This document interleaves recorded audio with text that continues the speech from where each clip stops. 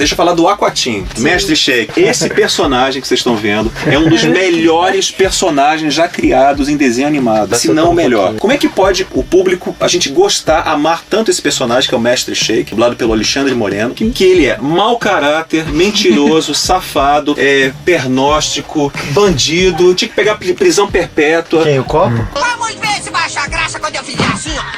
Tá prontinho, viu? É igual mulher de malandro, gosta de uma porrada. Então, esse personagem, essa série, o Aquatim, é fenomenal. É fenomenal. E pra uma série desse tipo, precisa de uma adaptação, nossa, mãe, mas muito cuidadosa. Feita com muito cuidado, zelo, com muito respeito, entendeu? Então, o Aquatim é, assim, eu acho, um divisor de águas na minha carreira. Porque foi a melhor coisa que eu já dirigi. Foi o que eu mais gostei de fazer. Fazer uma chamada pra Cartoon. E aí eu fui banido, né? Eu fui expulso do Cartoon, do Aquatim. E fui banido, inclusive outras dubladoras receberam um memorando. Não escalar, não usar o Guilherme Briggs. Caralho.